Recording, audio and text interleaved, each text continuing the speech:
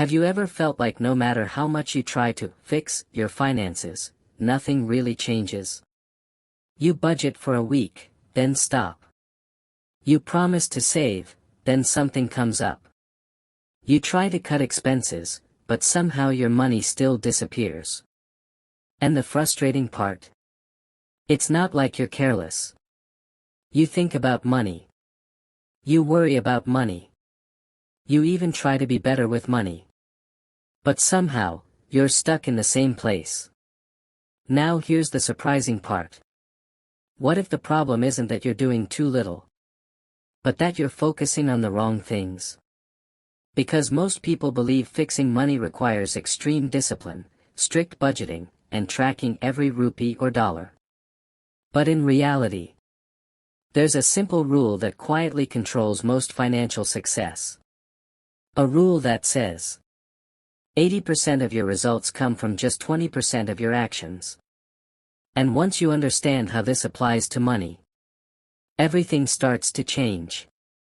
Problem set up. Let's imagine two people. Both earn the same amount. Both want to improve their financial life. Person A decides to get serious. They download budgeting apps. They track every expense. They cut small things like coffee, snacks, subscriptions. They feel productive. But after a few months, nothing major changes. They're still stressed. Still saving very little. Still feeling behind. Now person B. They don't track every rupee. They don't obsess over small expenses. Instead, they make just a few big changes. They negotiate their salary. They reduce one major expense. They automate their savings. And slowly, their financial life improves. Same income. Different focus. Completely different results. So what's going on here?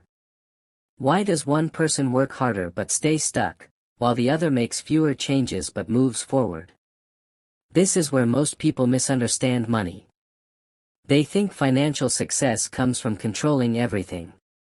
But the truth is, it comes from controlling the few things that actually matter.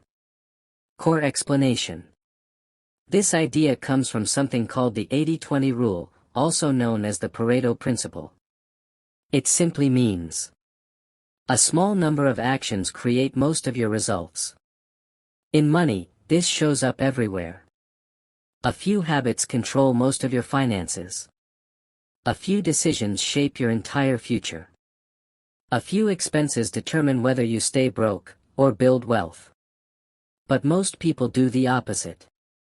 They focus on the 80% that feels productive, but barely moves the needle. Let's break this down. 1. The expense illusion. Most people believe saving money means cutting small things. Skipping coffee.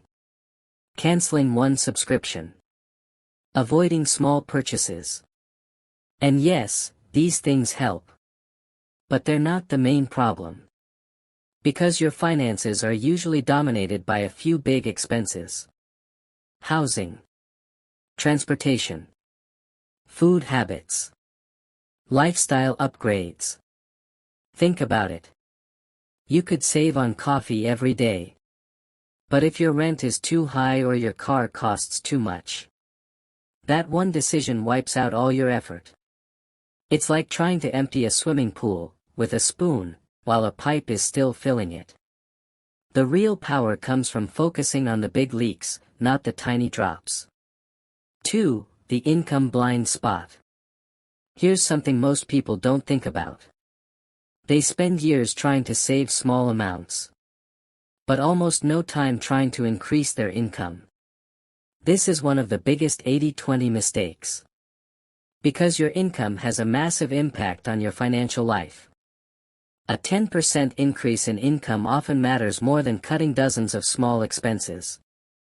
But psychologically, saving feels easier than earning more. Why? Because saving feels safe. You're controlling what you already have. But increasing income feels uncertain. It requires effort, risk, maybe even rejection. So people avoid it. And stay stuck focusing on the smaller side of the equation. 3. The habit trap. Most financial advice tells you to build dozens of habits. Track everything. Budget weekly. Review spending daily. Plan every purchase. And while these habits sound good, they overwhelm people. So they quit. But here's the truth. You don't need 20 financial habits. You need 3 or 4 powerful ones. For example, automatically saving a percentage of your income. Avoiding lifestyle inflation. Investing consistently. Living slightly below your means. That's it. These few habits create most of your financial results. Everything else is optional. 4. The decision effect. Your life is shaped by a few major financial decisions. Where you live. What you drive. Who you spend time with. How you handle raises. These decisions aren't daily. But they have long-term consequences. For example, choosing a cheaper apartment once can save you years of stress. Choosing to invest early can change your entire future. Choosing to upgrade your lifestyle too fast can trap you for years. These are the 20% decisions that control your financial life. But most people ignore them. Because they don't happen often. Insight section. Here's the deeper truth most people never realize. Money problems are not caused by lack of effort. They're caused by misdirected effort. You're not stuck because you're lazy. You're stuck because you're focusing on things that don't matter as much as you think. And your brain is partly responsible. Because your brain prefers easy tasks over impactful ones. Immediate results over long-term gains. Control over uncertainty. That's why cutting small expenses feels satisfying. Tracking spending feels productive. Budgeting feels responsible.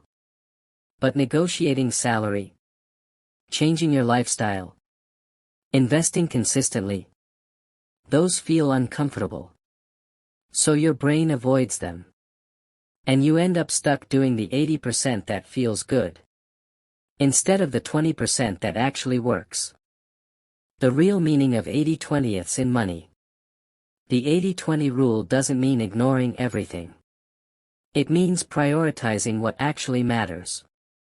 It means asking, what are the few things that will make the biggest difference? Instead of, how do I control every detail? Because control doesn't create wealth. Focus does. Practical takeaway. So how do you actually use the 80/20 rule in your financial life? Let's simplify it. Step 1. Identify your big levers. Ask yourself, what are the biggest factors affecting my money? Usually, it's income, housing, lifestyle, debt. Focus here first. Not on small daily expenses. Step 2. Make one big change. Instead of 10 small changes. Make one powerful move. Negotiate your salary. Reduce a major expense. Start automatic investing. Pay off high-interest debt. One big move can outperform months of small effort. Step 3. Automate the important things. The best 20% actions are the ones you don't have to think about. Set up systems. Automatic savings. Automatic investments. Fixed spending limits. This removes decision fatigue. And keeps you consistent. Step 4. Ignore the noise. Not everything deserves your attention. You don't need to track every rupee. You don't need perfect budgeting. You don't need financial perfection. You need consistency in the few things that matter. Deep dive, what the 20% actually looks like in real life. Let's go deeper, because understanding the 80-20 rule is one thing. But seeing it in action is what actually changes behavior. Imagine your financial life like a control panel. There are dozens of buttons. Small ones. Big ones. Flashy ones. Useless ones. Most people spend their time pressing random small buttons, hoping something changes. But there are only a few master switches that actually control everything. And once you find them, you stop wasting energy. The 4 financial master switches. If you had to simplify your entire financial life into just a few levers, it would come down to these 4. 1. How much you earn. 2. How much you keep. 3. How consistently you invest. 4. How you avoid lifestyle inflation. That's it. Everything else is secondary. Let's break them down. 1. Income, the force multiplier. Most people underestimate how powerful income is. They treat it like a fixed number. Something they can't really change. So instead, they shrink their lifestyle. Cut expenses. Reduce spending. Limit enjoyment. But here's the shift. Income is not fixed. It's flexible. And even small increases in income can create massive long-term impact. Let's say you earn $500 per month more. If you save or invest most of that, that's not just extra money. That's a completely different financial trajectory. But psychologically, people avoid this. Because increasing income feels harder than saving. It involves negotiation, skill building, risk, or discomfort. So they stay stuck optimizing the smaller side. 2. Spending, the big leaks matter more. Now here's where most people get distracted. They focus on cutting small expenses. But ignore the big ones. Your rent, your car, your lifestyle choices. These are the decisions that shape your financial life. For example, living in a slightly cheaper place might save you thousands every year. Driving a reasonable car instead of an expensive one can free up money for investing. These aren't daily decisions.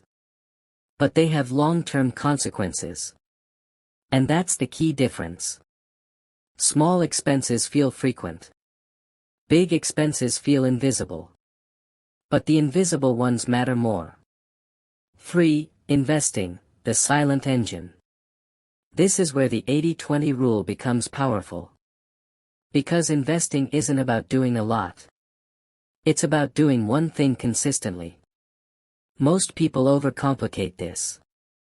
They think they need perfect timing, deep knowledge, complex strategies. But in reality, the biggest factor isn't what you invest in. It's how long you stay invested. Consistency beats intelligence. And time does most of the work. If you invest a small amount regularly, it starts slow. Almost boring. But over time, it compounds. And eventually, it reaches a point where your money starts growing faster than your effort. That's the moment everything changes. Reframing the way you think about money. Instead of asking, how do I manage everything? Start asking, what actually matters the most?